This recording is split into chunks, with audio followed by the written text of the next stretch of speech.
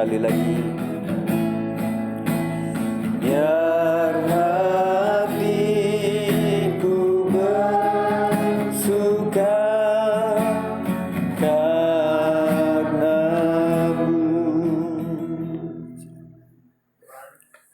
Terima kasih buat hari ini kami dapat kesempatan untuk bisa berkumpul di tempat ini. Semua karena kasih karunia Tuhan. Sebentar Tuhan Yesus, kami akan mendengarkan sedikit dari firman-Mu yang akan disampaikan oleh gembala kami. Biarlah Tuhan, firman ini akan menjadi temuan bagi hati kami, bagi langkah hati kami Tuhan. Berkati juga hamba-Mu Tuhan, agar bisa memberikan yang terbaik untuk sore hari. Terima kasih Tuhan Yesus.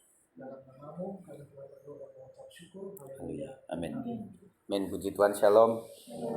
Nah, kita melihat bahwa Dar Amel dan juga Bang Richard ini adalah anak-anak yang memang berkumpul untuk orang tuanya, dan yang tidak dikasih pergumulan untuk orang tua, kita bersyukur saja, amin.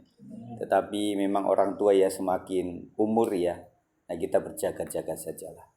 Nah, saya akan bicara mengenai next level di bahan saya sudah share. Nah, kita akan bicara tentang bagaimana next level sesuai dengan firman Tuhan kita belajar. Terus kemudian nanti kita belajar juga jadi dari ahli ya, karena kita profesi. Nah, pembacaan kita ada dalam Amsal 22 ayat 29. Kita baca sama-sama di TB, kemudian nanti di PIMK. 1, 2, 3. Pernahkah engkau melihat orang yang cakap dalam pekerjaannya? Di hadapan raja-raja ia akan berdiri, bukan di hadapan orang-orang yang hina. PMK.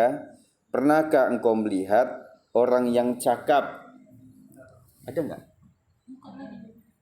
Oh, bukan ya. Saya salah kirim berarti. Saya akan membaca di BMK-nya ya. Cuma itu aja tambahannya beda ya. Pernahkah engkau melihat orang yang cakap melakukan pekerjaannya? Orang itu akan dipekerjakan di istana raja-raja, bukan di rumah orang biasa. Ya, lebih jelas ya BMK-nya. Yang sudah ketemu bisa baca 1, 2, 3. Pernahkah engkau melihat orang yang cakap melakukan pekerjaannya? Orang itu akan dipekerjakan di istana raja-raja, bukan di rumah orang biasa. Nah, dari ayat ini kita belajar yang pertama bahwa pekerjaan apapun harus sampai cakap atau terampil. Ya, kita sedang diolah ini. Kalau berarti masih diomelin, masih belum sesuai SOP, berarti kita mesti belajar terus ya. Belajar ya. Jadi kecakapan atau keahlian sederhana apapun itu akan menjadi mahal. Ada fotografi yang ada yang gratisan kayak model kita itu jepret-jepret tetapi nggak menghasilkan uang. Tetapi kalau saya melihat ada fotografer yang luar biasa, siapa itu namanya? Darius ya. Nah, itu satu kali datang bisa 150 juta itu. Wah, apa bedanya gitu loh saudara. Ya, tetapi ada. Ketika itu memang kita lakukan dengan profesional, maka menjadi mahal. Ya. Kemudian main medsos juga hanya hiburan, tetapi waktu ditenguni dengan keahlian dan kecerdasan tertentu akan menghasilkan. Ya, sekarang TikTok juga menghasilkan sampai FYP. Kemudian ada Facebook juga kan yang bisa menghasilkan. Nah, kalian cari tahu bagaimana bisa menghasilkan itu. Apa tadi bilang TikTokan gitu. Bagaimana bisa menghasilkan sesuatu. Dan kita bisa menjual lewat TikTok, kita bisa menjual lewat FB. Nah, itu kita bisa lakukan untuk itu. Buah atau hasil kecakapan adalah marketing yang paling baik. Nah, tentunya itu ya, kita menghasilkan apa akhirnya itulah marketing kita.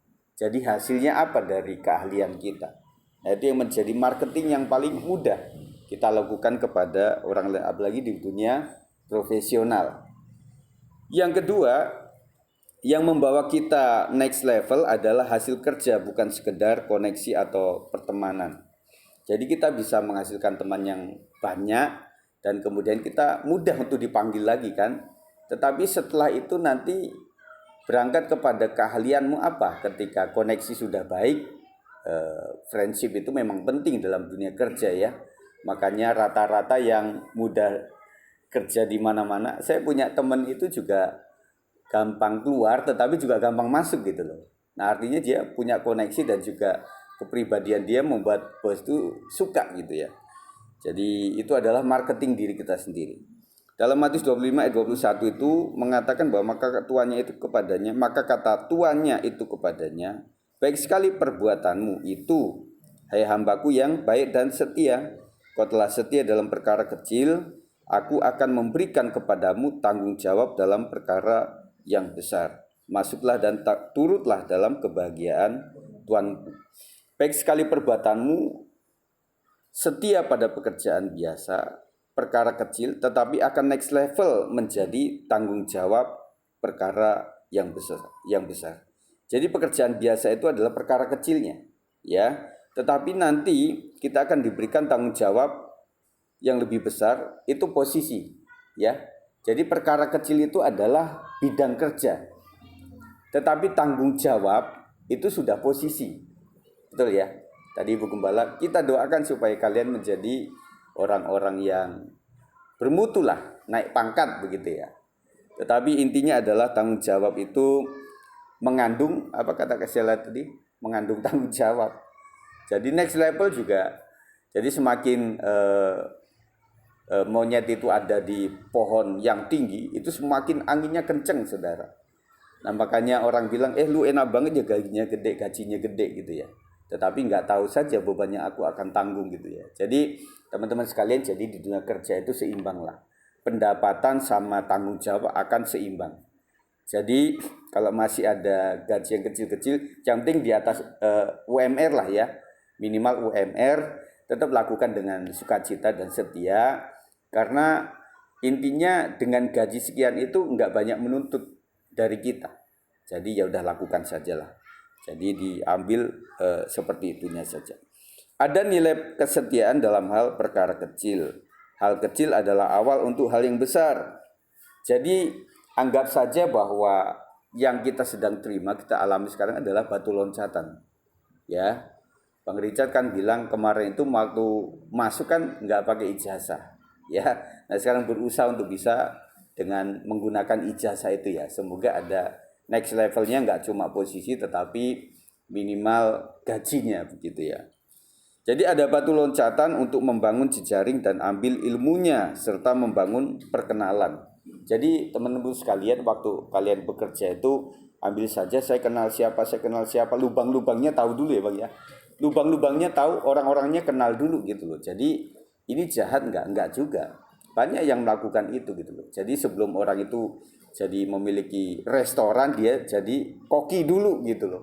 Istilahnya begitu ya, sebelum jadi bos jadi karyawan dulu. Hal kecil adalah awal untuk hal yang besar. Ada batu loncatan pernah di bawah menjadikan seseorang lebih bijak setelah berada di atas nantinya. Pernah menjadi karyawan akan menjadikannya bos yang baik nantinya. Lihat aja bos-bos kita itu, dia itu memang langsung jadi karena dia warisan, langsung jadi karena warisan perusahaan, atau memang dia itu adalah orang bos tetapi yang pernah menjadi karyawan kecil gitu ya.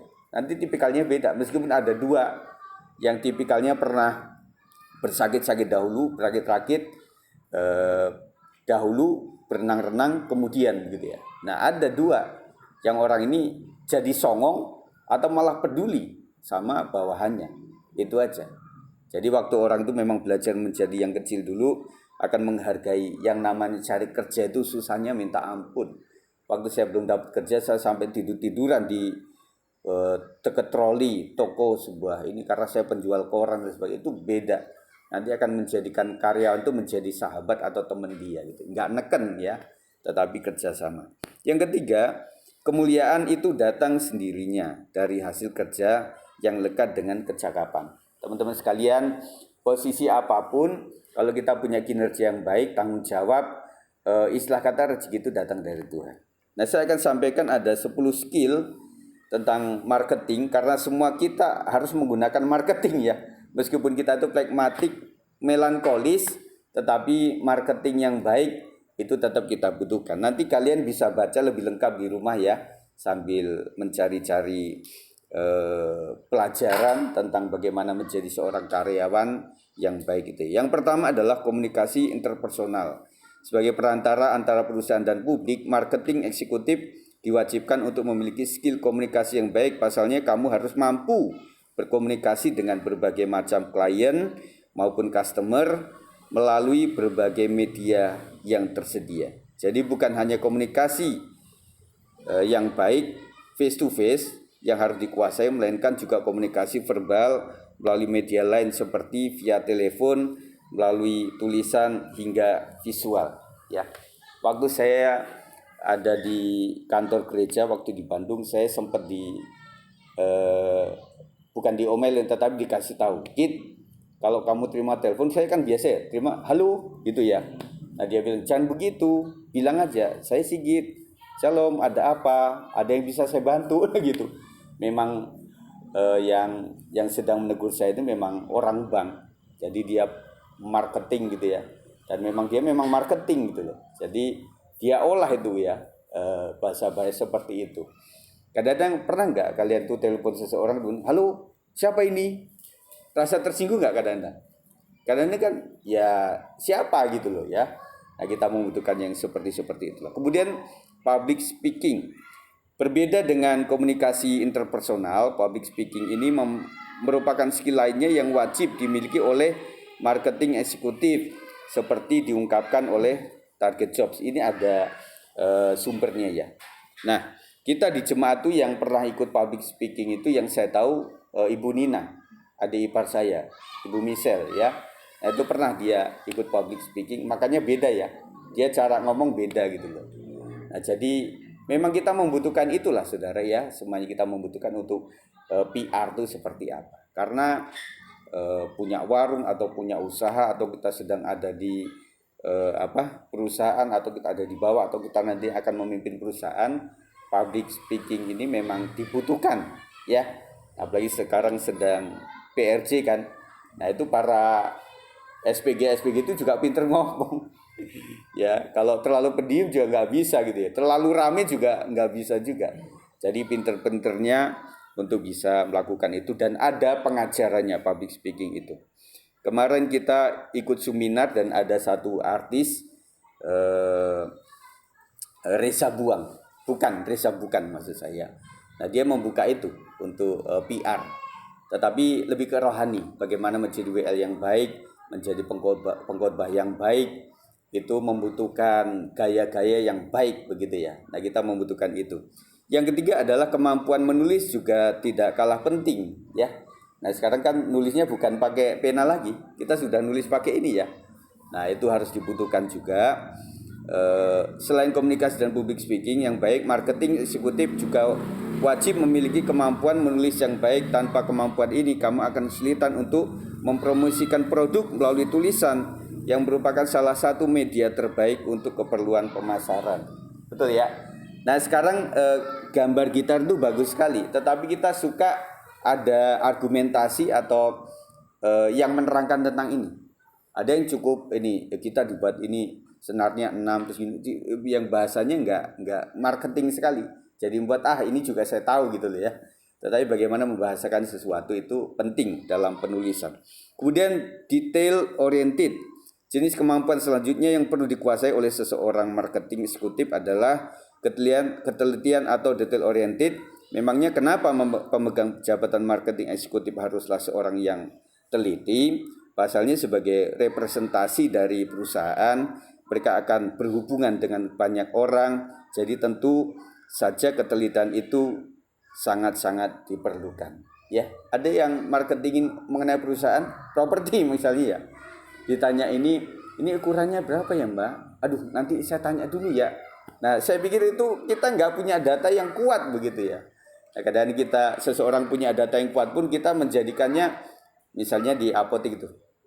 Mbak, kalau obat yang kayak gini itu sakit pusing kayak gini kepala sebelah itu obatnya apa ya? Oh, tar dulu ya, saya buka dulu.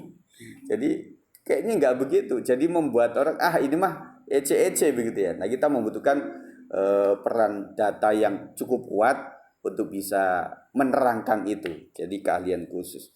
Kemudian cermat dan memiliki kemampuan analisis. Skills yang satu ini sangat dibutuhkan ketika marketing eksekutif harus menentukan target pasar yang tepat. Selain itu kemampuan ini juga berguna agar kamu dapat mengetahui keinginan pasar sehingga kamu dapat mengembangkan produk atau jasamu sesuai dengan keinginan tersebut. Tanpa kemampuan analisis yang baik dan marketing eksekutif,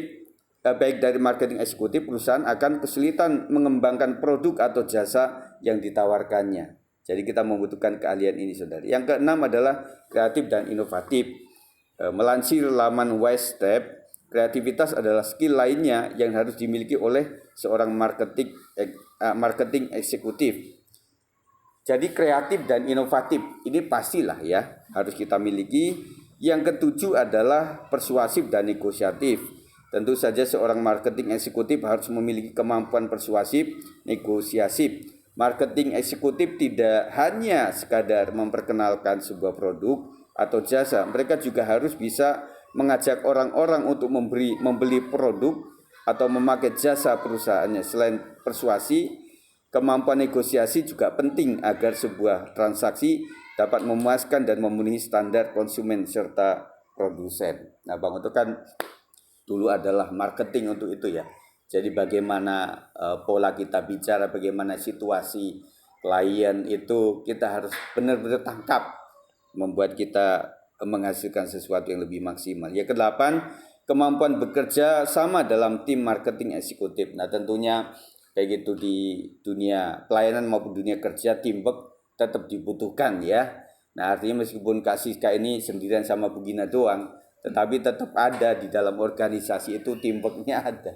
Jadi dari sini kemana, dari sini dapat data dari siapa itu tetap ada ya, tetap tim work itu ada.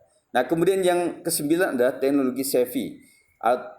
Savvy alias melek teknologi adalah kemampuan untuk memanfaatkan teknologi untuk mencapai tujuan tertentu. Tujuan itu bisa bermacam-macam seperti mencari informasi di internet. Nah, apa-apa sekarang sudah internet, saudara. Jadi saya juga tanya kepada Jason sama Rachel tadi ada di rumah kan. Wah, mereka sudah pakai itu. Jadi iya, jadi menjawab juga sudah pakai, apalagi ada AI ya. Itu sudah semuanya ya. Jadi udah muncul dari situ. Jadi membuat generasi Z menuju ke Alpha ini luar biasa, membuat kita harus melek teknologi. Nah, makanya banyak orang yang pengen HP diperbarui itu bukan apa, supaya bisa diaplikasikan dengan kebutuhan kita hari-hari ini. Kemudian mempelajari hal yang baru. Ini banyak ilmu yang ada di sini. Semuanya ada di handphone. Kemudian menambah koneksi lewat internet. Iya kan, pertemanan kita dari Facebook saja. Seseorang yang terhilang bisa ketemu tuh. Kemudian dari internet, Facebookan itu teman lama jadi ketemu.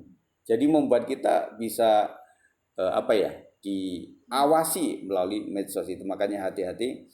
Kemudian menyelesaikan pekerjaan juga. Saya banyak sekali menyelesaikan pekerjaan pelayanan saya pakai handphone, tablet, dan berkoneksi sama PC, dan itu sangat memudahkan. Ya, daripada nulis pakai itu kan susah sekali ya. Nah, saya itu ke zaman skripsi kan zaman tik manual tuh, tak tok apalagi di asrama itu. Sekali semalam itu berisik karena semuanya bikin skripsi. Salah, disobek itu. Karena kan nggak bisa dituliskan gitu ya. Nah, akhirnya masalah satu halaman mempengaruhi daftar pustaka dan sebagainya. Dulu capek ya.